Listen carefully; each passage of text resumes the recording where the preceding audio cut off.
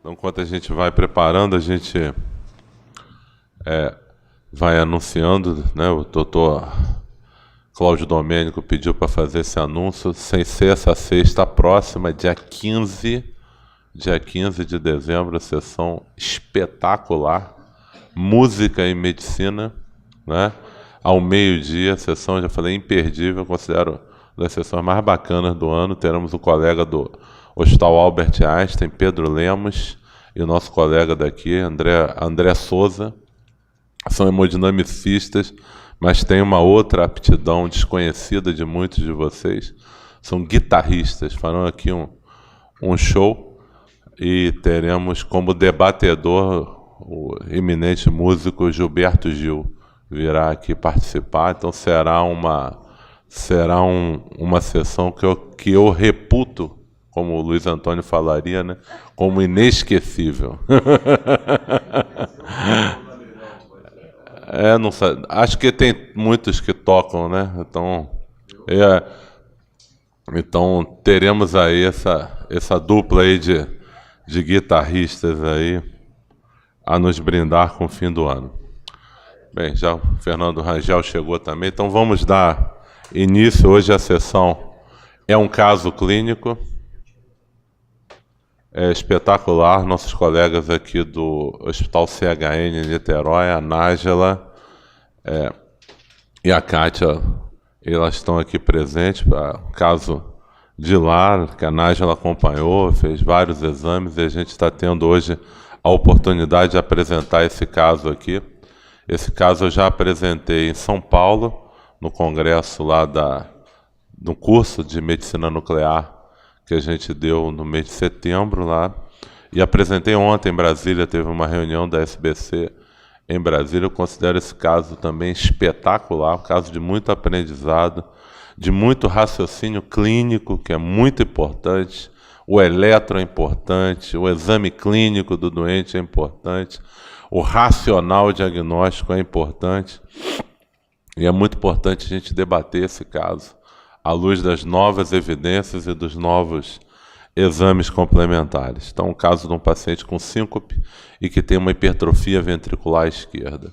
Serão debatedores desse caso, além da doutora Kátia e da doutora Nájila, o doutor Marcelo Montera, e o Evandro não vai estar aqui, ele está no evento da United lá em São Paulo. Vou convidar o professor Luiz Antônio Campos também a se brindar aqui, junto com a gente, representar aí o grupo dos tricolores ilustres, né?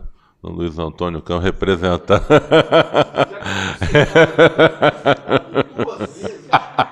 Hoje à noite, do adversário, torcerei contra o império do mal. Então, vamos começar. A Fernanda, ela é residente do 2º ano de medicina nuclear aqui do Hospital Procardíaco. Vamos dar início, Fernanda. Vamos começar a apresentação e a discussão. Bom, um homem de 64 anos, branco, aposentado, natural do Rio de Janeiro, é encaminhado para consulta com a doutora Nájila, em Niterói, com a seguinte história.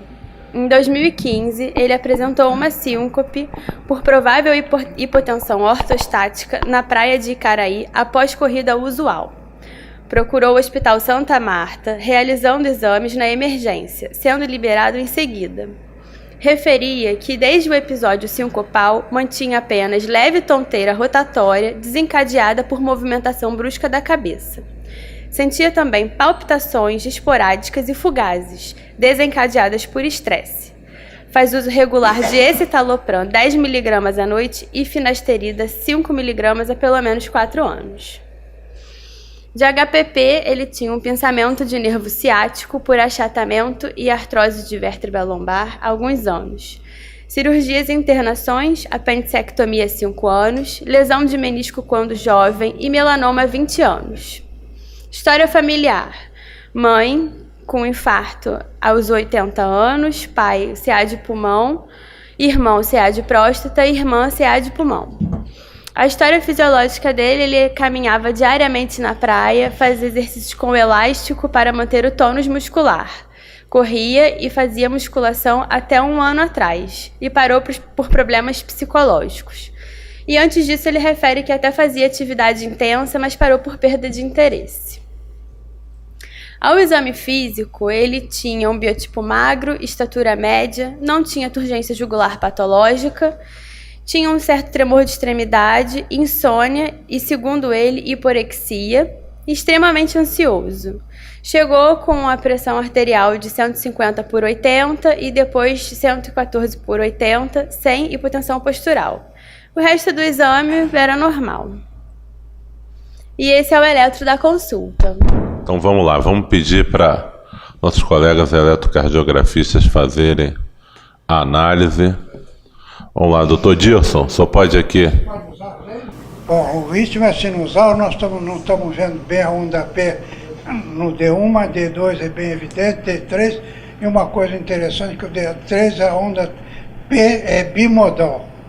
Aí você vê aí que ela, mais na frente ela é mesetada. Em AVR, AVL, AVF, além das extrasístoles, e lá em V1 tem uma morfologia Q1 com R ponto. E ST é ligeiramente supradnivelado. V2 é QS, V3 aparece o S, V4, V5, V6. O AQRS está mais ou menos perpendicular ao plano de D1, seria mais ou menos com um pouquinho mais de AVL negativo, daria mais ou menos 70 graus nesse caso daqui. AVL positivo. E como as extrações, as arritmias, como as extracistas ventriculares. Como? Levanta o microfone. Umas extracistas ventriculares esporádicas, sem maior importância, e em V5, V6 tem um infradesnivelamento, em V6, V5 está bastante também alterado, evidente. né? Toda a parte lateral do ventrículo esquerdo tem uma modificação da repolarização ventricular. Átrio esquerdo, você acha que está aumentado o átrio esquerdo? Hein? Átrio esquerdo aumentado? Evidentemente. A questão para discutir é esse QR. O que seria esse QR? O QR é uma das coisas mais interessantes. Como não tem bloqueio de ramo esquerdo evidente, praticamente pode afastar o QRS. Pode ser o quê? Pode ser, às vezes, uma hipertrofia ventricular direita importante, que possa dar o QRS, pode ser um problema de arritmia, desses comuns. E o PR dela também, reparando bem, parece um pouco prolongado, como se fosse um BAV de primeiro grau. E o QT também dá a impressão, de medir é difícil, mas parece que tem quase 40 QTS. Dali também seria um provável prolongamento da repolarização. Então o eletro... Gostaria de ouvir a opinião do professor Fernando Santos. Fernando, Rangel quer falar e Montera quer falar desse eletro. Fala, Rangel. Depois que o professor Dilson analisa um eletro, tem muito pouco a acrescentar. Basicamente, acrescentaria a baixa voltagem, né? Que chama Baixa voltagem. No plano das periféricas. D1, D2, D3 somando as amplitudes é menor que 15 milímetros, bem menor. Ainda mais num paciente magro, né? O paciente é magro. E outro aspecto talvez tenha um alentecimento pelo ramo direito também, né? Um eletro definitivamente alterado na sua visão. Bem alterado. Montera, sua visão desse eletrocardiograma. Eu diria que se você tirasse V4, você teria uma baixa voltagem em ambos os planos. Não, você teria critério tanto no plano horizontal quanto no plano frontal para baixa voltagem, exceto por V4. Outra coisa que chama a atenção de tudo que já foi dito é esse padrão de pseudoinfarto que o doente apresenta com uma onda QR, ou pode ter sido mau posicionamento, esse QR do V1 produzindo um R, onde na verdade possa ser QS como está em V2, entendeu? Se a pessoa colocar o eletrodo mais abaixo do que deveria, o vetor passa a começar a ser positivo. Então poderia ser compatível com V2, porque QR em V1, os critérios para isso é infarto com bloqueio de ramo, ou a presença de hipertensão arterial pulmonar, ou a presença de onda delta, ou a presença de crescimento atrial. Aumento de átrio direito também da QR. Exatamente, crescimento atrial, ou chamado VD sistêmico, que não é nada disso. É mais fácil pensar o seguinte: o V1 pode acontecer, ficou mais baixo do que deveria. Então o vetor que era para ser negativo ficou positivo. Seria QS compatível. V1, V2, V3, QS, com mudança brusca. Então, num eletrocardiograma, só isso para mais na frente, quando vier a discussão, lembrar desse detalhe. Eu diria, tirando o V4, uma baixa voltagem difusa com um padrão de pseudoinfarto anteroseptal nesse doente. Isso é importante nesse aspecto. Luiz Antônio. E eu chamo a atenção a tudo que já foi dito pelo professor Dirson, por Fernando e Marcelo. Eu ainda acrescentaria mais um item. Observem o D2, onde definitivamente o ritmo sinusal apresenta uma morfologia de P e de PR extremamente variável. Eu chamaria atenção que o ritmo não é absolutamente irregular. Se nós tivéssemos o cuidado de medir os intervalos RR, nós veríamos que há ali uma alteração da frequência cardíaca, e sem ser audacioso, eu diria que esse eletro, sobretudo na derivação D2 longa, pode sugerir um ritmo atrial caótico. Morfologia de P muito variável e irregularidade entre os RR. Segundo aspecto que me chama a atenção, a aberrância do complexo QRS no momento da extrasístole ventricular, muito aberrante. É lógico que nós já sabemos que o paciente tem hipertrofia ventricular esquerda. Isso está estabelecido no próprio título da sessão. Mas isso efetivamente sugere que o paciente não somente tem um eletro rico, um eletro alterado, mas ele tem uma cardiopatia estrutural, e essa cardiopatia estrutural me parece que também interfira na condução e na geração do estímulo elétrico. Vamos agora pedir a opinião da Nájila, que ele se apresentou no consultório dela, com essa apresentação clínica, não é, Nájila? E com esse eletro. O que você pensou na hora quando você viu esse paciente? Pois é, eu me martirizo até hoje porque eu não valorizei muito o eletrocardiograma. Eu amo o eletrocardiograma e acho que o eletrocardiograma daria o diagnóstico para a gente do que esse paciente tem, tá? E depois, analisando retrospectivamente, eu voltei ao eletro e liguei para os meus colegas que tinham me ligado, é isso e tal. E eu falei, poxa, o eletro é típico dessa doença, tá? Então, assim, o que chama atenção depois... e que deveria ter me chamado a atenção desde a primeira vez, e que a gente queria passar, assim, uma mensagem do caso, né? Todo paciente que chega no consultório com uma hipertrofia ventricular esquerda e não é gordo, né? Não é obeso, não é DPOC, não tem nada que afasta o coração do tórax do paciente, a gente não pode encontrar um eletro com baixa voltagem no plano frontal. Né? Esse eletro é um eletro de baixa voltagem no plano frontal, que os diagnósticos diferenciais, hipotireoidismo, mas o paciente não tinha bradicardia, né? Não tinha clínica de hipotireoidismo. O que chama atenção nesse eletro é essa baixa voltagem, que não é compatível com hipertrofia ventricular. A onda P muito alterada, né? É um entalhe atrial ali em D2. Onda P bífida, né? Em D2 ela tem uma onda P entalhada, tipo em camelo, assim, que parece aumento de átrio esquerdo ou um atraso da condução do estímulo no átrio, né? E lá em V1 a gente vê o índice de mortes, a parte negativa da onda P também alargada, não tão profunda, mas alargada. E outra coisa que chama atenção, eu acho que esse eletro é um eletro de bloqueio de ramo direito, e que tem amputação de R anteroseptal. Quanto à localização do eletro, todos os eletros do meu consultório eu faço o eletrocardiograma, sou eu que faço. E eu posso garantir que está na posição certa. Então... Entendeu? E o que chama atenção num paciente com síncope e que tem esse eletrocardiograma e a ectopia ventricular, a gente abre um leque de inúmeras possibilidades aí para síncope, né? Então, assim... Não tinha hipotensão no consultório. No consultório, não. Um grande aprendizado, e se vocês entraram no site do Medscape, na Jack, recentemente, a arte perdida agora não é mais de examinar o paciente, que essa arte já perdeu mesmo hoje. Agora é a arte perdida de interpretar eletro. O que acontece é que hoje os aparelhos de eletro vêm com laudo automático.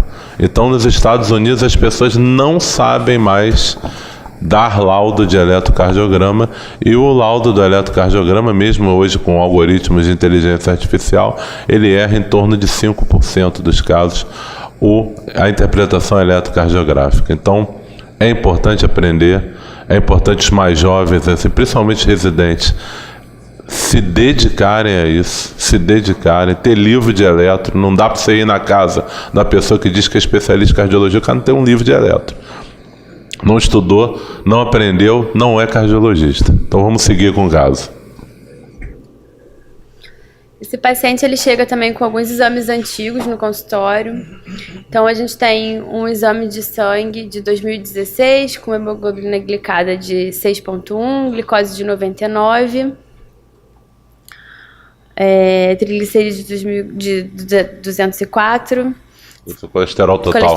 Colesterol total. Triglicerídeos de 74, HDL de 61, LDL de 128 e os hormônios de tireoide normais. O mapa dele de 2016 também é normal e ele tem um eco transtorácico com uma hipertrofia ventricular concêntrica, com o septo medindo 14 milímetros e uma função global e segmentar normais. Uma insuficiência mitral leve e uma aórtica mínima. E o átrio esquerdo de 31 milímetros.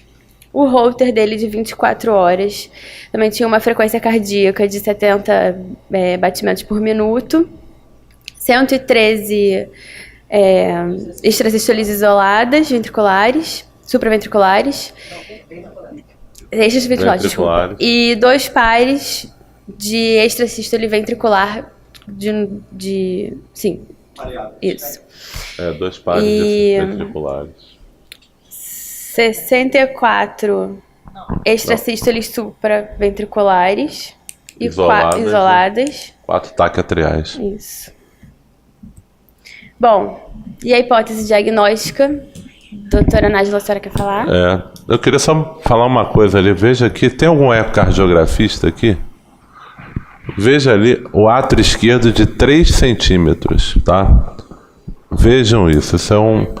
Isso depois, Montera, vão ter outros exames, você vai ver que essa medida do átrio esquerdo hoje é insuficiente para você dizer, você tem que hoje exigir volume atrial. Fiquem aí, porque depois a Marina vai comentar a ressonância, vai falar da discordância entre as medidas, porque o eletro sugere hipertrofia do átrio esquerdo e você tem um eco com o átrio esquerdo normal, e isso faz você caminhar numa direção e outra para outra, né? Luiz, comentário rápido. Esse laudo de ecocardiograma que está aí, eu imagino que seja a síntese do laudo, mas ele passa batido.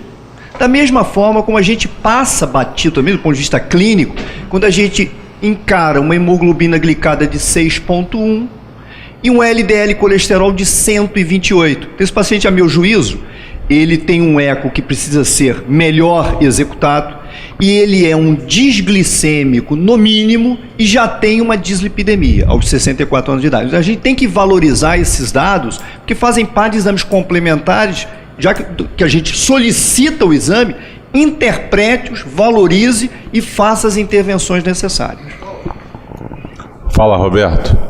Fala em hipertrofia ventricular esquerda, aí a gente questiona se não pode ser, de repente, uma doença até infiltrativa que tenha sido interpretada como uma hipertrofia, pensando do ponto de vista, e para isso uma análise minuciosa da função diastólica, aí até para saber se isso era um padrão restritivo ou com alteração de distensibilidade, e até mesmo a própria relação EE', também se fazem assim muito necessárias. Agora, então, já que você tocou qualquer laudo de ecocardiograma hoje em dia, o volume de átrio esquerdo e o parâmetro hemodinâmico da relação EE', é obrigatório. São obrigatórios. Já que você mencionou isso, Roberto, vou fazer uma pergunta para você.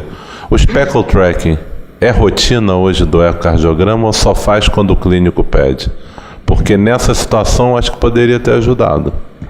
Ele não é rotina ainda, mas ele cada vez está sendo mais incorporado à prática da ecocardiografia na detecção de disfunção segmentar e global precoce e auxilia muito na avaliação das mais variadas cardiopatias, que começou muito pela cardiotoxicidade, mas está se expandindo na esfera de todas as cardiopatias. Nájila, o que você pensou? Quer falar? Deixa as outras pessoas falarem antes da Nájila, porque ela já tem um viés. Fala, Monteiro, o que você tem que entrar no seu arsenal de diagnóstico diferencial com isso que você tem? Hipertrofia no eco, síncope, um eletro com essas anormalidades num homem rígido. Vamos lá. Hipertrofia ventricular concêntrica no paciente não hipertenso que não tem estenose aórtica. Afasta a estenose aórtica. Afasta a hipertensão arterial. Causas comuns. Podia ter uma aorta bicúspide, levar a ser. Não tem. Tem hipertensão? Não, não tem. Tem diabetes? Não, não tem. Cardiomiopatia diabética. Estou tirando as doenças comuns. Aí você começa a sair de um fenótipo, porque aí seria fenótipo, para a condição genótipo, ou seja, para uma alteração, mutação... O que causa isso, né? Exatamente. A primeira é hipertrófica. Então, a primeira coisa que eu avaliei aqui foi um fenótipo. Ser secundário a uma doença outra. Não preenche esses critérios. Então, agora vamos para o genótipo. Doenças primárias do coração que possam levar a isso. Para uma hipertrofia concêntrica. Hipertrófica, cardiomiopatia hipertrófica concêntrica, primeiro, não é o comum. Segundo, na presença de, eu tenho que ter hipertrofia ventricular no eletro, exceto que tenha 3 condições que possam justificar a ausência de hipertrofia: derrame pericárdico, DPOC importante ou obesidade mórbida. Ele não tem. Isso está claro na diretriz europeia. Não tendo isso, tem que ter hipertrofia. É raríssimo não ter. Então, esse doente, para a hipertrófica, já começa a tirar do caminho. Para a faixa etária dele, como já foi comentado, porque o eco não nos dá esse subsídio, você vai migrar, obviamente, para as doenças infiltrativas que possam levar e que bate claramente com o quê? A dissociação eletro-eco. Dissociação eletro-eco, quando o clínico ver isso, se não tiver derrame pericárdico, hipotireoidismo, obesidade mórbida, DPOC, é doença infiltrativa, até provem o contrário, e aí os outros métodos de imagem vão nos auxiliar nessa avaliação diagnóstica. Lembrar que esse doente, e que ajuda no diagnóstico da doença infiltrativa, o sintoma dele foi ao esforço, em corrida, e que ele faz... Foi na corrida? Foi pós-corrida, não foi durante o exercício, foi pós-corrida. E esses pacientes com doença infiltrativa costumam cursar com desautonomia, principalmente pós-exercício, e que confunde às vezes um diagnóstico para hipertrófica da relação por obstrução que a hipertrófica pode ter pós-exercício. Então, pós-exercício, o indivíduo fazer hipotensão com doença infiltrativa poderia ou não estar relacionado a um componente por desautonomia. Desautonomia. Luiz, você que também está debatendo esse caso, tem uma pergunta. Esse homem fazia muita atividade física, né? Pode ser hipertrofia do atleta, Luiz? Então, você pensa nessa hipótese? Esse é o comentário que a gente precisa fazer, sabendo-se bem diferenciar o coração do atleta da cardiomiopatia, já muito bem aqui discorrida pelo Montero. Mas eu chamaria atenção ainda para mais 2 detalhes. Não somente fez atividade física a vida toda, quanto nesses últimos anos, isso mais ou menos bate com o fato dele ter tido o seu episódio sincopal, ele desenvolve um distúrbio da ansiedade. Sim.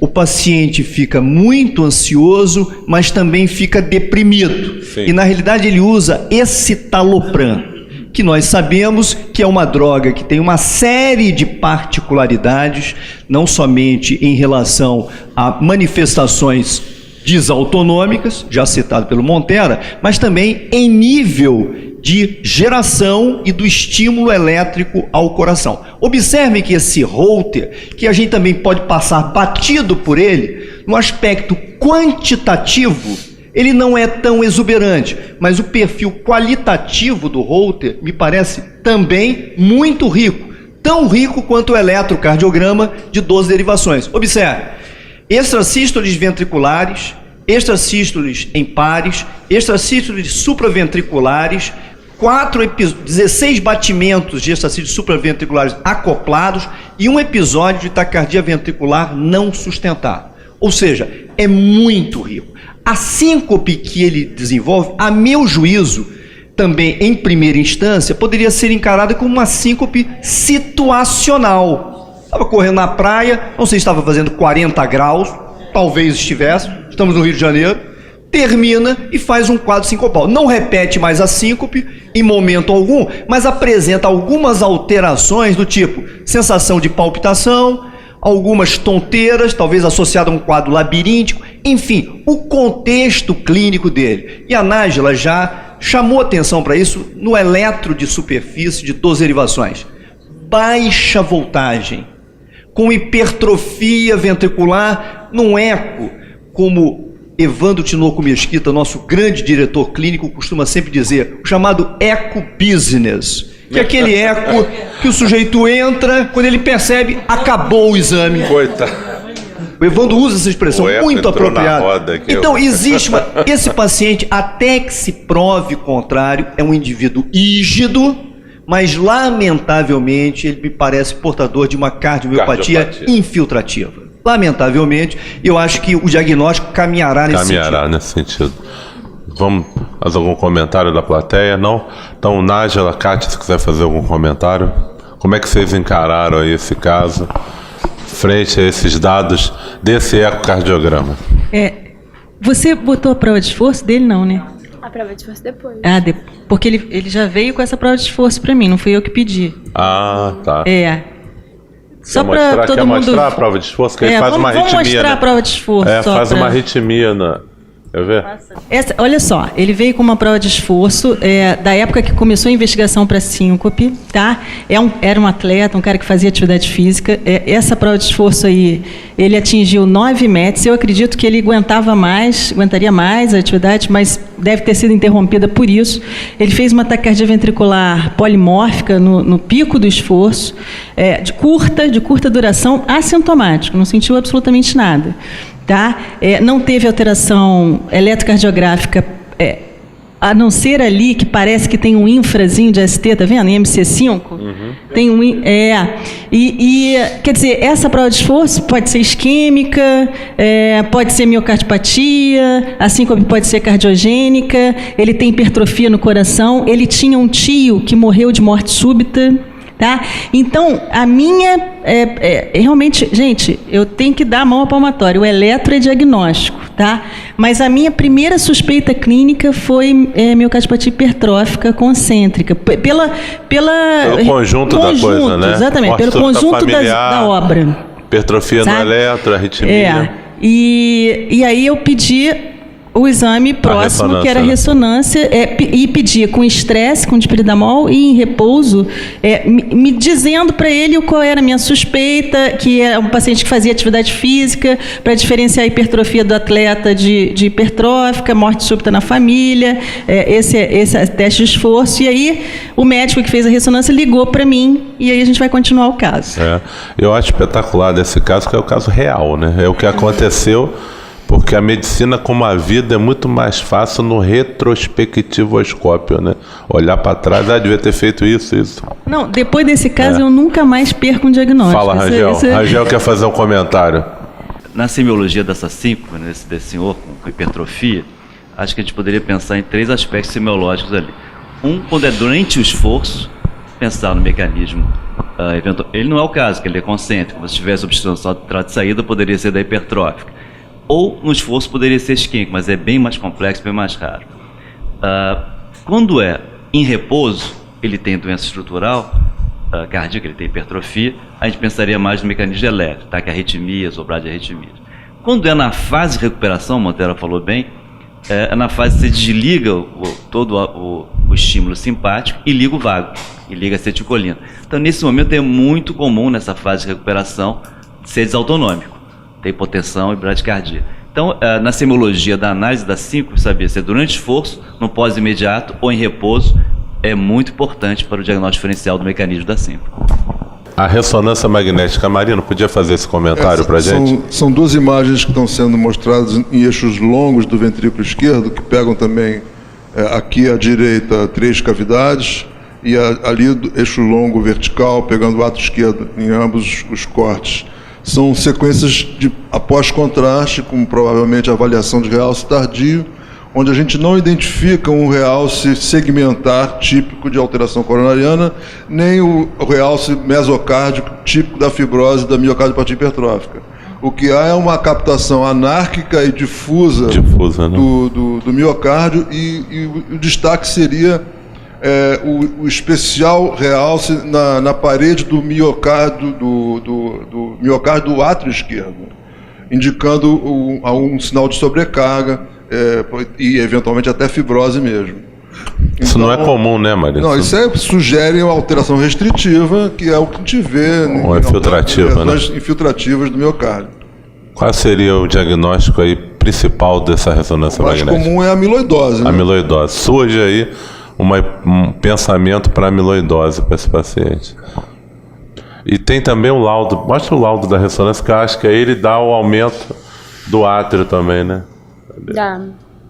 Espessura da parede septal de 1,6. Espessura da parede lateral de 1,6. Massa de 324. E ausência de isquemia miocárdica induzida pelo estresse. Ausência de isquemia miocárdica induzida pelo estresse. E também a parte do realce tardio, não isquêmico, subendocárdico difuso, com áreas de realce também em átrio e mesocárdio, na parede lateral basal, segmentos anteriores e lateral apicais.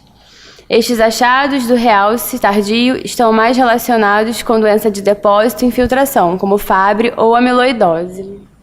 E daí surge também essa hipótese da doença de Fabry, Montera. As fenocópias da hipertrófica, o que você pode falar sobre isso? Volta para a imagem. Acho que o Fabry aqui, ele não preenche o critério. Tem um aspecto, volta para o laudo. Aqui. Começar por aqui para depois ir para lá. Usando o amarino aqui.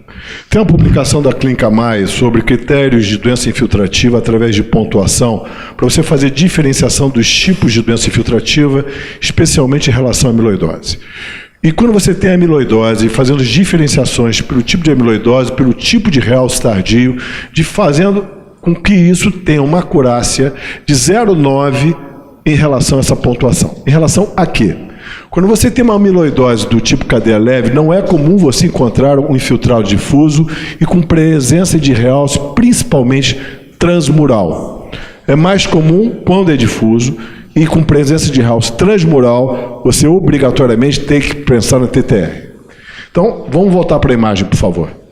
Quando você volta para a imagem, ele não mencionou, porque ele se contradisse num ponto, porque a partir do momento que ele diz para mim que realce é subendocárdico, ele não pode dizer que não é isquêmico. Ele pode dizer mas não tem um padrão vascular, né, Mariano? Por esse aspecto. Não tem um padrão vascular. Por esse aspecto. Não segmentar. Não segmentar. Ele não segue os segmentos vasculares. Porque você olhando aqui, você vê, Marino, você tem um realce que é predominantemente subendocárdico, mas ele é difuso. Exatamente, isso. Ele não é só subendocárdico. Aquela parede inferobasal, tá vendo ali, Maria? O miocárdio está todo cinza. Olha o inferobasal. Ali, eu não sei até que ponto, porque aqui o infiltrado, da presença do realce, esse aqui dá... Está transmural. Exatamente, olha aqui. E ele não menciona. Então, aqui tem um aspecto sugere uma transmuralidade, não só subendocárdico, aqui ele pega no mínimo mesocárdico também, endomésio, porque eu pensei, aqui seria peri. Então, se eu analisar isso aqui como endo, ele pega mais de 50%. Se é mais de 50% de transmuralidade, pelo critério que eu aprendi com você. Mais que 50% transmuralidade. Então, eu tenho transmuralidade. Mas pode ser de depósito também. Não, eu não estou dizendo que não é. Eu estou dizendo que... desculpe, então eu não me fiz entender bem. Eu não estou entendendo Ele está querendo caracterizar o TTR. Isso. Ah, tá. Esse trabalho da Clínica Maio, que é amiloidose por aqui, sugere fortemente, não tem a menor dúvida. Assim, a sugestão de... Sendo que tem esse trabalho da Clínica Maio, pelo padrão de distribuição do realce, com uma acurácia de 0,9 para diferenciação da cadeia leve da TTR. É nesse aspecto que eu queria ouvir a opinião do Amarino, que aqui tem transmuralidade. Agora, põe outro aspecto lá, que é importantíssimo. Que você pode ter uma doença amiloide que, para afastar aquele padrão QR, é isso aqui, ó. Ele fez o estresse e não deu a isquemia. Isso é bom. Sim, aí ele conclui, é perfeito. Porque tem um estresse, isso é ótimo, porque poderia ter doença isquêmica por infiltrado amilose da coronária. Isso. E que aí justificaria o que o Fernando lá falou, para afastar também a doença coronária, a alteração do eletro somando dentro do quadro ataque ventricular no esforço. Afastar a doença coronária desse doente, que afastou aqui. Então o exame foi maravilhoso. O fato dele ter feito isso nos deu esse complemento. Um subsídio para você. Maravilha. Luiz, algum comentário seu? Não? Ok, vamos seguir, senão a gente não vai cumprir a agenda. Vamos lá, Fernanda. Tem mais coisa. Então, tem agora os outros exames que... então, ela vai mostrar. Calma, aguentem a ansiedade. Aguenta a ansiedade. Ele fez também um eco-strain. E aí, alguém quer comentar o eco? Sei. Cadê? Roberto, quer comentar o speckle tracking aqui do paciente? Tem uma alteração aqui no mapa polar. Tem um laudo do speckle, você não botou? Ele tem uma alteração que poupa a ponta, né? O que eu entendi que também sugere amiloidose. Também sugere amiloidose. Ô, Cláudio. Você mostrar isso. Ô, Cláudio. 15 não, menos 15. Menos 18. Menos 18. Vai lá. O que eu entendo que para você afirmar que tem disfunção, o valor importante é abaixo de 15. Você tem aqui, você vê que nitidamente poupando, a ponta tem um pequeno grau de comprometimento, mas nitidamente aqui. As outras áreas estão alteradas. Menos 7, menos 8, menos 7, menos 8. E de padrão difuso não seguindo a anatomia coronariana. Deixa eu só falar uma... Bacana. São utilizados 3 cortes, né, para fazer a média da alteração do índice, que habitualmente é um índice negativo, é um índice normal. Isso utilizado dentro a cardiotoxicidade utiliza isso, usa como parâmetro de menos 18, abaixo de menos 18 como parâmetro de anormalidade. E acima de menos 18 como normal. Mas tem mais valor isso, quer dizer, o valor absoluto, ele tem mais valor para isso, até mesmo utilizado é o valor comparativo de segmento, uma variação de 15% entre valores sequenciais. Evolutivamente. Então isso aí, são pegos 3 cortes, um 4 câmaras, um 2 câmaras e o 3 câmaras. Então é feita a análise pelo o strain bidimensional. E a média desses 3 valores que te dá o valor global. E tem a grande utilidade, como o Marcelo pontuou, de dar alteração às variações segmentares. Ver quais são os pontos mais comprometidos onde tem a variação. Até para fazer análise de segmentar se segue um padrão de vasculatura ou não. Vamos lá, então. Aí os exames de laboratório. E o eco, esse de 2017, mostrando também a hipertrofia concêntrica que ele já tinha. E um PSAP de 36, proteinúria normal, PTT e INR normal, ureia de 28, creatinina de 1,07, UBNP de 233, a troponina de 0, 135, PCR baixo, menor que 0,8, e foi encaminhado para o hematologista para fazer imunofixação e teste de cadeia leve, que foram negativos. A imunoeletroforese não demonstra gamopatia monoclonal. E proteína de Benzidone negativa e o ProBNT de 1421. E aí o que chama atenção é essa diferença do septo, um aumento de 2 milímetros em um ano, né? Menos de um ano. Eu queria só chamar a atenção que aquele eco lá de cima é um eco transesofágico, né? Que a Nájila pediu, porque justamente a amiloidose é uma doença extremamente trombogênica, né? Então, mesmo o paciente em ritmo sinusal precisa ter o cuidado de procurar trombos nos átrios, porque são trombos duros, né? Trombos infiltrados, né? E precisa procurar, né? Trombos, né? Mesmo em ritmo sinusal. O que é fundamental aqui é o critério da Clínica Mais de 2004, quando ele publica uma tabela de gravidade de amiloidose baseada em BNP, ProBNP e troponina. Se você tiver nenhum alterado, é bom prognóstico grau 1. Um dos 2 alterados, o valor de corte do BNP é 100 e da troponina vai depender, obviamente, da metodologia utilizada. Um é prognóstico moderado. Grau 3 é quando você tem os dois alterados. Então, veja, esse doente tem os dois alterados. Tem um BNP de 233 com uma troponina ultrassensível também. Não, a troponina ultrassensível está normal. Então tem um alterado, desculpe. Então ele entra como critério de prognóstico moderado e evolutivo. E outro grande aspecto que é importante, essa sessão está sendo maravilhosa, que é cadeia leve negativa. A troponina está alterada. O critério da Maio é a troponina menor que 0,5. Mas a troponina ultrassensível está aumentada. A troponina ultrassensível é 0,001. Ela está aumentada, mas não preenche ainda o critério da Maio. É porque a Maio 2004 não era ultrassensível. O baixo de 0,5 é o da Maio, mas depois eles... Mas eles refizeram com ultrassensível. Então aquele ali está alterado. Então ele tem dois critérios. Isso aí. E o outro aspecto, Cláudio, que é de grande utilidade aqui, é a cadeia leve. Então, quando você faz o teste de cadeia leve, isso tem uma acurácia de 96% quando pesquisado no sangue ou na urina para amiloidose primária de cadeia leve. Se for negativo isso, você já está excluindo essa linha de avaliação. Isso é uma coisa simples de ser feita e que nem todo laboratório faz. Isso que é importante saber. Assim, eu acho que foi o hematologista que foi pesquisar com a biópsia, né? Quando eu tive esse diagnóstico pela ressonância de amiloidose cardíaca, a amiloidose mais comum é a L, né? Então a gente começa a investigação pela parte hematológica. Obviamente, eu não pensei nessa doença, meu primeiro pensamento não foi essa doença, porque eu não tinha intimidade com essa doença. Eu passei a ter depois desse caso. Então, eu mandei direto para ele, falei, investiga aí, porque isso a maioria das vezes é hematológico.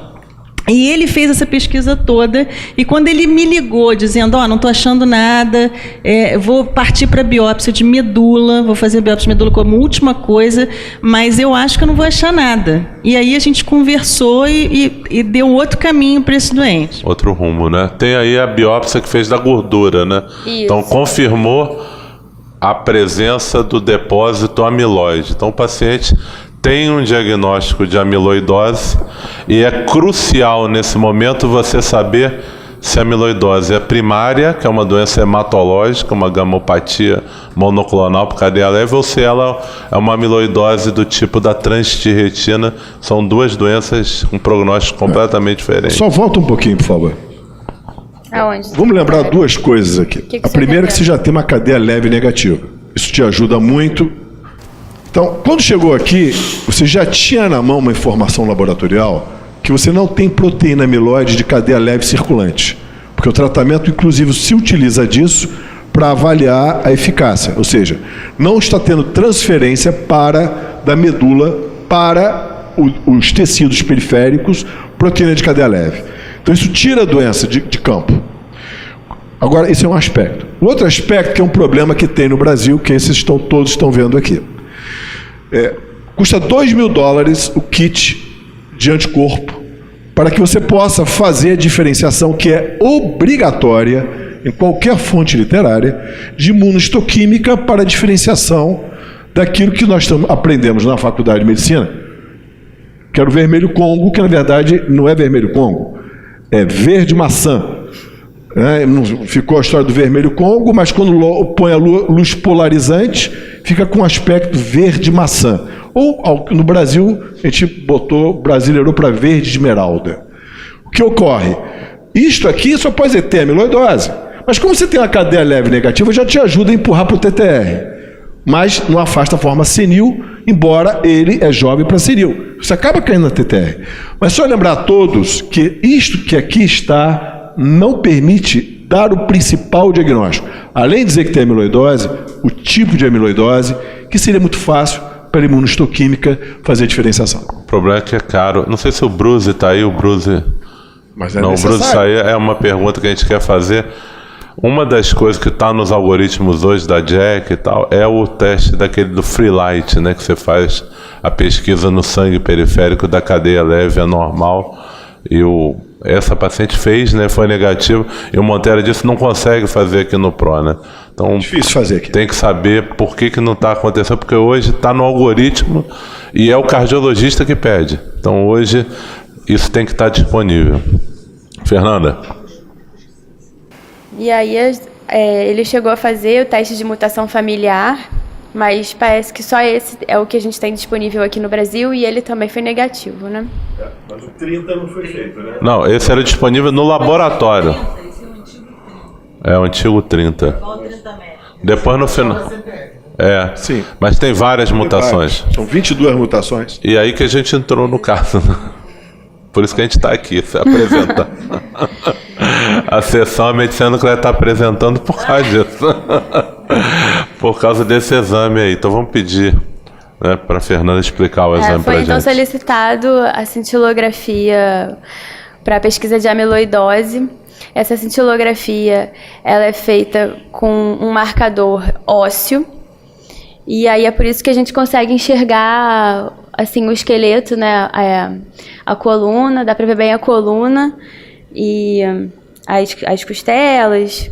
Ele é um marcador que ele entra na via do cálcio de bomba e por isso que a gente consegue marcar a parte acometida pela amiloidose. Mesmo essa imagem de corpo inteiro, a gente começa a análise por ela e daqui já dá para ver que existe essa alteração, né?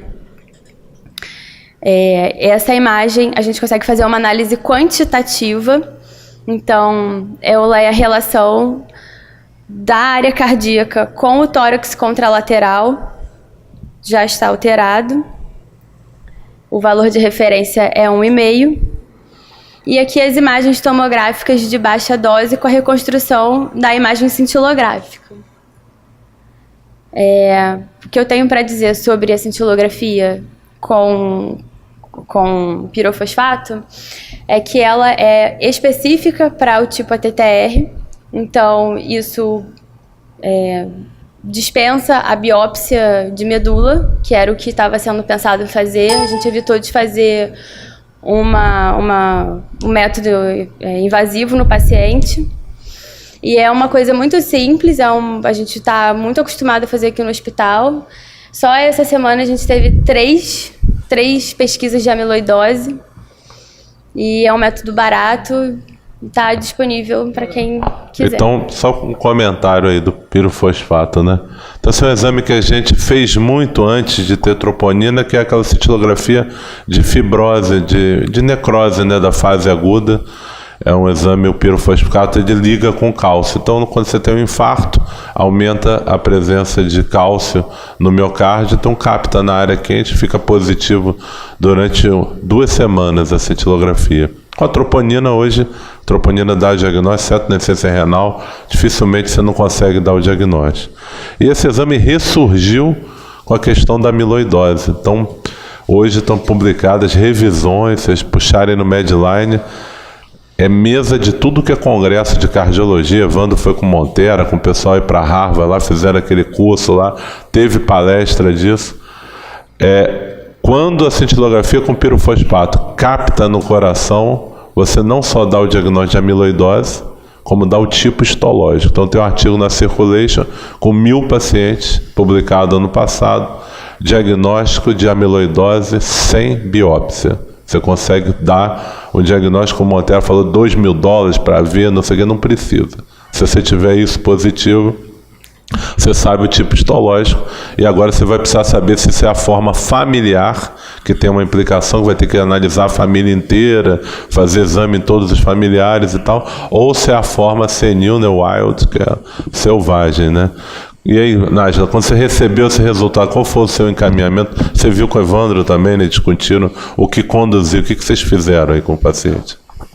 Aí, chamei o professor Evandro para a gente discutir. Eu não sabia como proceder depois desse diagnóstico, né? Estava diante de uma amiloidose ATTR. Como que eu ia fazer o diagnóstico, se era familiar ou senil, se eu só tinha, pelo convênio, um teste, né? Que foi o que foi feito, que foi negativo. Será que é isso mesmo e tal? E ele me deu uma luz no fim do túnel, ele encaminhou esse paciente para o fundão lá para o CEPARM, que é um centro de amiloidose, né? Especializado em amiloidose, exatamente, onde ele tem a chance de fazer todos os testes genéticos, todos os genes, tá?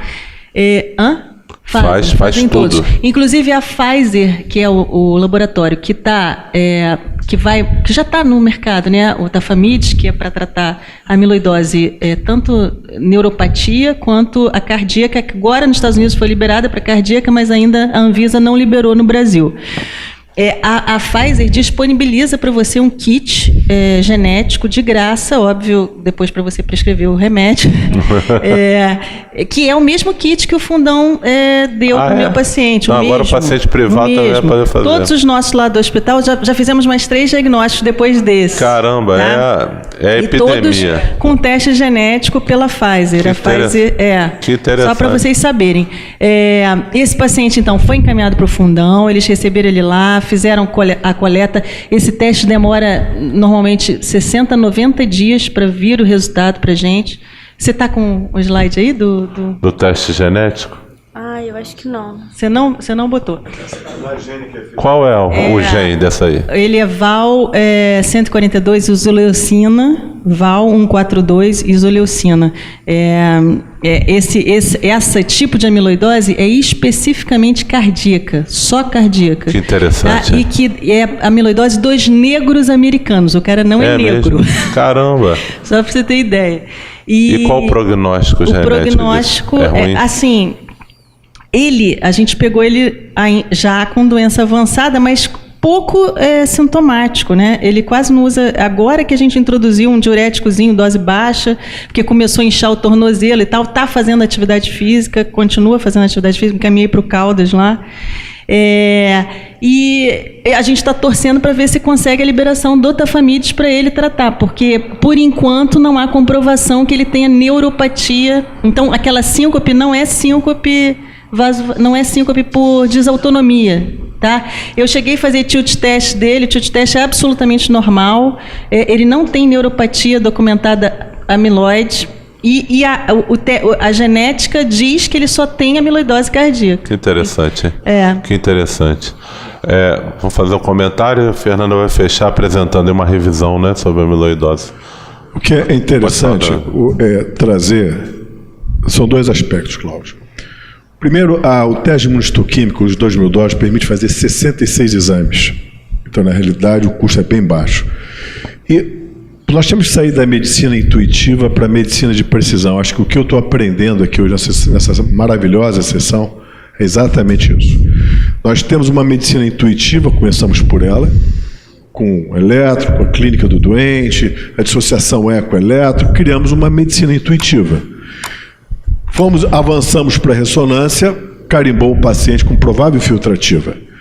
Mas não chegamos na precisão. Por que na precisão? Como aí agora com o teste genético, a importância do teste genético, ele coparticipar do dia a dia do médico. Porque através do teste genético, você consegue definir a farmacogenética para esse doente. E você não vai sair pedindo teste genético para todo mundo. Por isso que a imunistoquímica vem primeiro, dentro do fluxograma, o teste genético vem por último. Ou primeiro, a não ser que eu desse de cara com uma cadeia leve, embora a cadeia leve daria sintomas periféricos neuronais, que esse doente não tem, o que ajudaria ainda dentro da intuição. Então, a imunistoquímica, a medicina nuclear foi fantástica aqui, porque estabeleceu uma forma direta para análise e a necessidade, agora sim, da estratificação do tipo de TTR. Você já apontou, a doença é essa. Ou seja, se você for perceber, nós temos aqui uma história da medicina. Você tem a anamnese, descemos um degrau. Anamnese, eletro mais eco, isso era 15 anos atrás, a gente faria o diagnóstico de amiloidose e pararíamos no vermelho Congo, há 15 anos atrás. Bom, amiloidose, vermelho Congo, pararíamos aqui. Entrou a ressonância. Ok, continuamos na amiloidose, vermelho Congo, mas o que eu faço com esse doente? Quando você entra com a medicina nuclear, você desce mais um step no diagnóstico. Não, é um TTR. Opa, é TTR, mas não posso parar aqui.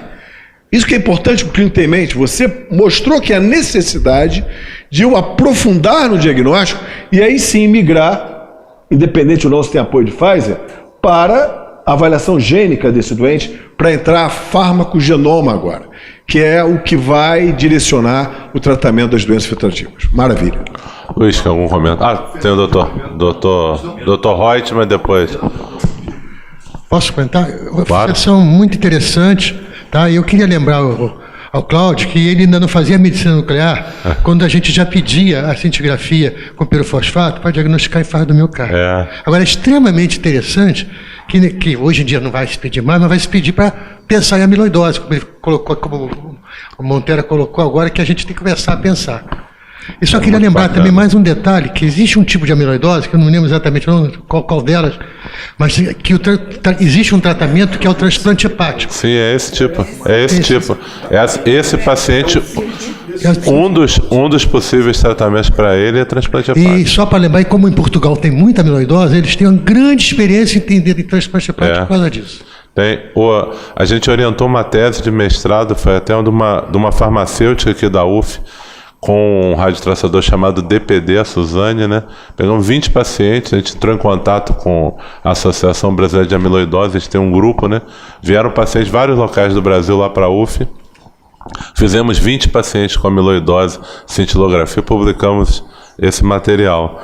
E uma das coisas interessantes é que a família, você tem que investigar a família, né? Não sei se a Nájila já tem os dados dos familiares, porque a mutação presente nos familiares, você consegue evitar que a doença progrida com alguns medicamentos, que hoje já tem no mercado, eles dão doxiciclina, né, que hoje você dá, né, então, acho que a Cátia pode comentar essa parte final para a gente. Rangel. É um comentário rápido.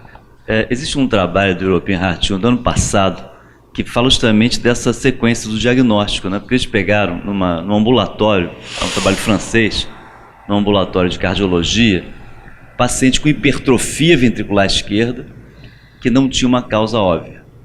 Não tinha hipertensão, não tinha lesão de trato de saída do ventrículo esquerdo. Então, eles fizeram uma análise clínica, ecocardiográfica, naturalmente, porque tinha hipertrofia, fizeram uma análise genética de todos os genes assim, mais prevalentes e viram o seguinte, que a prevalência de amiloidose transtiterrina era 5% dessa casuística, por exemplo, bastante relevante, da amiloidose com um marcador genético. A amiloidose cardíaca clínica era 5,7%, ao contrário, 5,7% genético e 5% com cardiopatia amiloidótica. E os preditores na análise multivariada de diagnóstico, que foram independentes de preditores para fazer o diagnóstico, foram justamente a presença de réus tardio, difuso, foram o paciente normalmente com hipertrofia, a baixa voltagem do elétron tinha uma especificidade enorme, aumentava 10 vezes a chance, mas interessante que ela é pouco sensível, relativamente pouco sensível. 1/3 dos pacientes não tinha nenhuma baixa voltagem. Então, o fato de não ter baixa voltagem não exclui o diagnóstico. Ele é muito sensível, pouco específico, como o eletro é de modo geral. Era mais comum nas pessoas de raça negra, mas os principais, então, era a presença de réus tardio, era a baixa voltagem em relação à especificidade para o diagnóstico, e tinha mais um fator, deixa eu me lembrar aqui.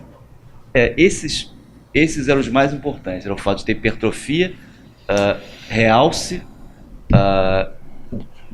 ausência de outras causas, naturalmente.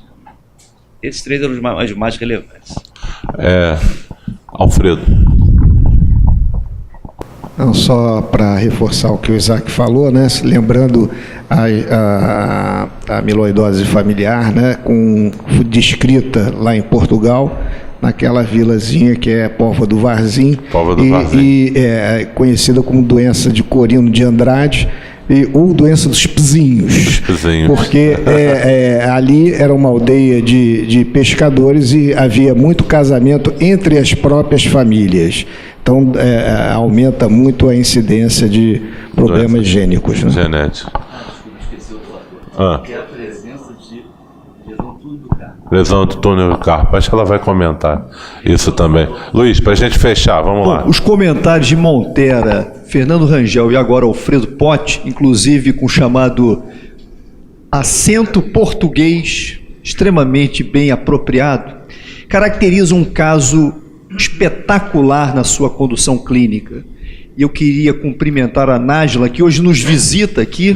Junto de mais Kátia. vezes. É uma honra para todos nós recebê-las aqui no nosso hospital, que teve não somente a perspicácia médica, o interesse médico, o saber cuidar do paciente, mas que, a meu juízo, teve a mais nobre qualidade médica, que é a humildade, de buscar ajuda, de buscar auxílio. Mudou tudo. E esse é um ensinamento muito importante para os nossos residentes. É só isso. A medicina, ela não é multiprofissional, não é multidisciplinar, ela é interdisciplinar. E um dos princípios mais nobres que nós temos que ter é a humildade, porque a doença nos faz ser humildes. Então, Nájila pediu auxílio, foi a pessoa certa, o professor Evandro Tinoco Mesquita, um homem que detém um grande conhecimento, mas, sobretudo, que detém relacionamento, que é outro aspecto muito importante da nossa profissão. Observem, esse paciente não foi encaminhado para Cleveland Clinic, não foi encaminhado para a USP, foi encaminhado para a Universidade Federal do Rio de Janeiro, que, a despeito do HU, que no ano que vem completa apenas 40 anos, estou universitário, mas ele está desmoronando. E a Universidade Federal do Rio de Janeiro faz parte de uma pleia do descaso do gestor público no nosso país, sobretudo em tudo aquilo que se considera custo e não investimento. Saúde, educação, segurança, enfim, cidadania. E observem, eu particularmente, formado pelo Fundão, mas radicado à UERJ há 30 anos, não sabia da existência do CEPAR. Então, observe que coisa importante. O último item, integrar-se aos demais centros mundiais de referência e pesquisa e tratamento em PAF, ou seja, paciente, ele está conduzido. E aquele aspecto do desfecho ali escrito me parece muito apropriado. Esse paciente vai receber o melhor tratamento que for a ele possível e cabível. Quer dizer, esse é o dado que me parece mais relevante de tudo. E que a chamada parceria público-privada, essa é uma expressão que me incomoda. Não existe parceria. O que existe é a adequação das ações. Se um centro privado detém o conhecimento e a técnica, ele é referência. Se o centro público detém o conhecimento e a técnica, ele é a referência, porque só existe uma medicina que é a boa e adequada prática clínica. Muito bem, muito bem. Muito bem. Fernanda, para a gente fechar e a Kátia fazer um comentário do tratamento. Vamos lá. A amiloidose, ela foi feito um estudo em autópsias em pacientes com insuficiência cardíaca de fração de ejeção preservada e ela está presente em 19% dos casos. É uma produção e depósito de fibrila amiloide insolúvel na matriz extracelular, que é um processo multifatorial e varia de acordo com o tipo de amiloidose. E aí vou falar um pouco de cada tipo para a gente poder entender melhor essa doença. A amiloidose AL, ela é formada por células plasmáticas clonais de fibrilas proteicas insolúveis de imunoglobulina monoclonal de cadeia leve. O quadro clínico inicial é inespecífico, com perda ponderal e fadiga. O diagnóstico normalmente só é feito quando há prejuízo de função de órgão-alvo específico. A amiloidose renal cursa com proteinúria e frequente síndrome nefrótica. Pode ser visto com proteinúria maciça e anasarca. Também pode acontecer trombos em átrio e são frequentes infarto agudo do miocárdio, em decorrência de depósito amiloide na microvasculatura. Macroglossia é uma marca do infiltrado amiloide no trato gastrointestinal, embora seja achado típico da amiloidose AL, do tipo AL. Também tem alterações no sistema nervoso central. A biópsia de gordura com vermelho do Congo está positiva em 85% dos pacientes com esse tipo de amiloidose. E aí tem diversas alterações sistêmicas, como esse ombro em remo. A amiloidose TTR ela é causada por mutação genética. E aí a proteína transtirretina, ela é sintetizada principalmente no fígado e sofre uma mutação que resulta no depósito de fibrilas. Ela é uma doença autossômica dominante, é uma proteína mutante e ela é produzida a partir da vida adulta, sendo a valina, na posição 30M, a variação mais comum. O ATTR varia de apresentação dependendo dessa mutação. A doença renal ela é menos frequente e não cursa com macroglossia, que é uma grande diferença da AL. E aí também tem a wild type, e o início dela é mais tardio, normalmente acima de 65 anos, é mais comum em homem, tem uma prevalência de 25% em pessoas de 80 anos, maior que 80 anos, e ela é predominantemente cardíaca e aí cursa com síndrome do túnel do carpo.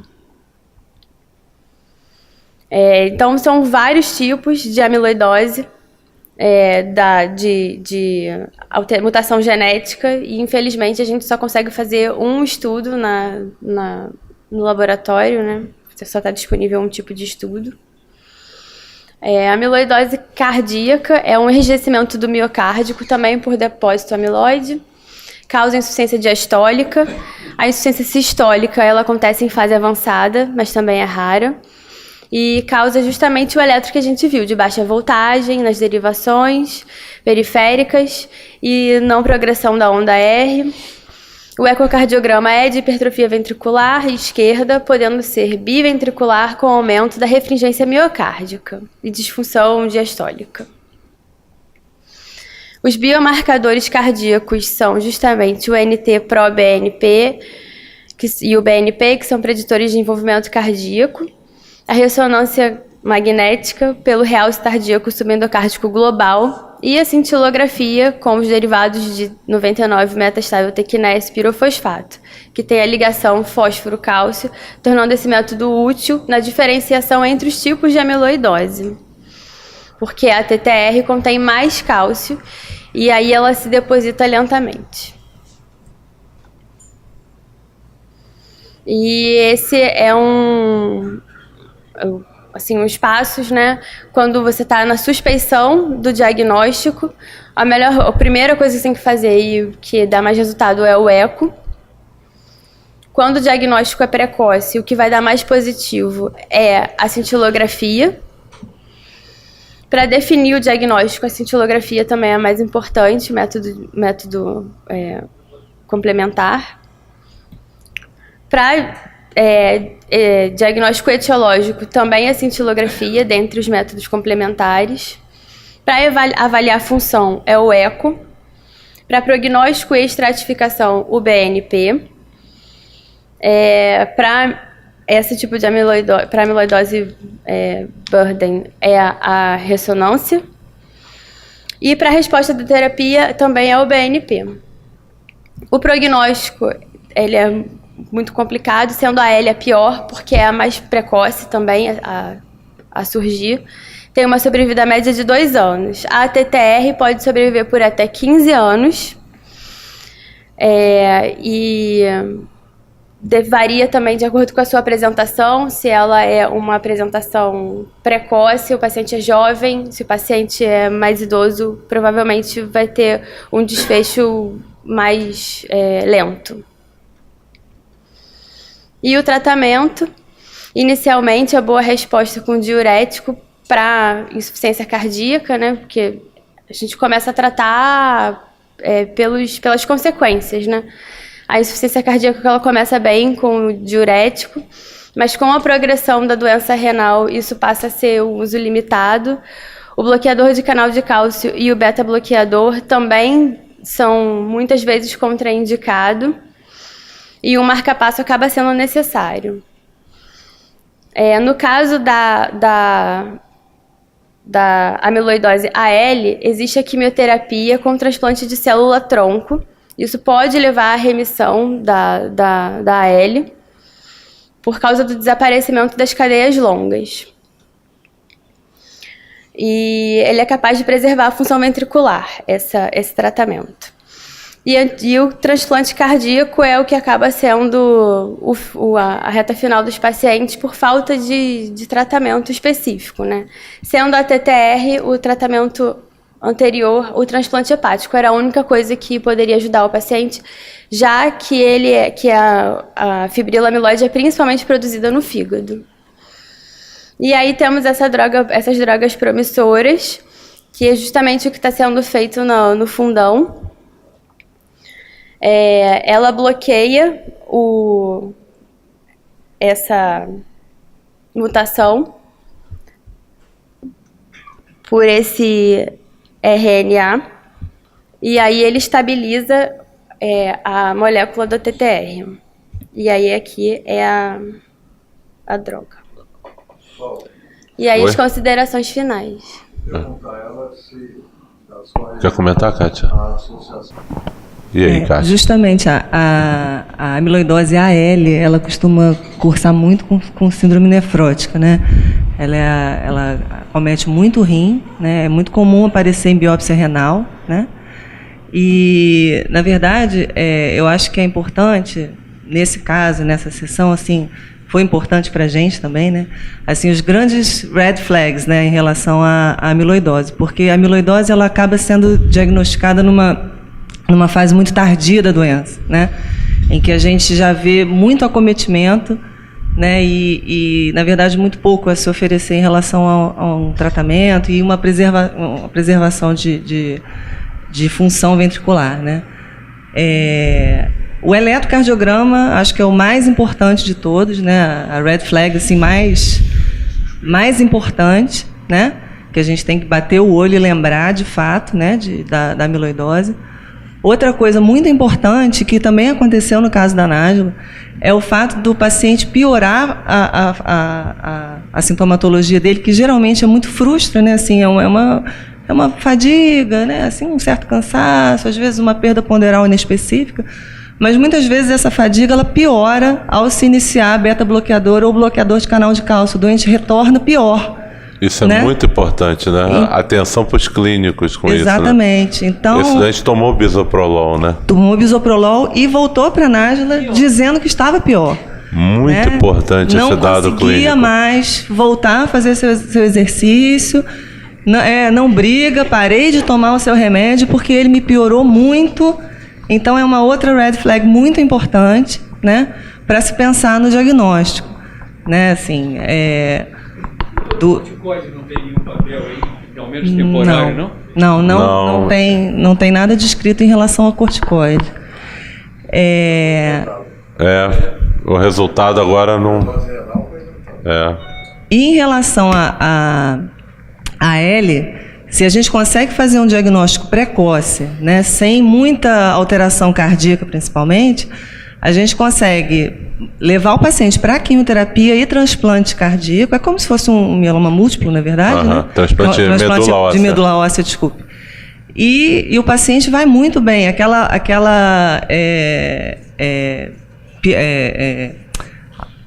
Desculpa. Volta lá naquela coisinha aquele prognóstico de 2 anos, na verdade, aquilo se estende muito, né, assim, em relação a isso. Sobrevida média de 2 anos, na verdade, com transplante cardíaco, quimioterapia e transplante. Transplante de medula óssea. Desculpa, de medula óssea, perdão. Porque, na verdade, a AL, ela costuma ser de pior prognóstico porque ela é tardio, né? Vista num momento muito tardio, né? E volta lá nos tratamentos. Em relação a tratamento, existem tratamentos que eles são feitos nas vias volta lá para mim, lá do fígado.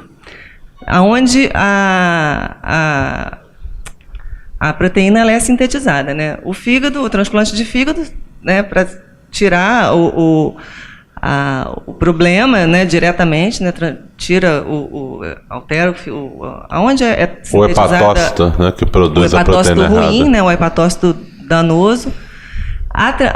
O tafamides, ele estabiliza, na verdade, a TTR, né?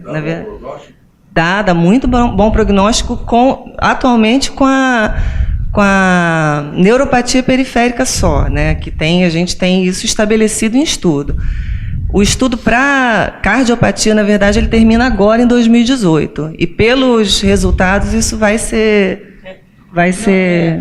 Os Estados Unidos já liberou, a FDA já liberou. Já liberou? Com o resultado preliminar do estudo.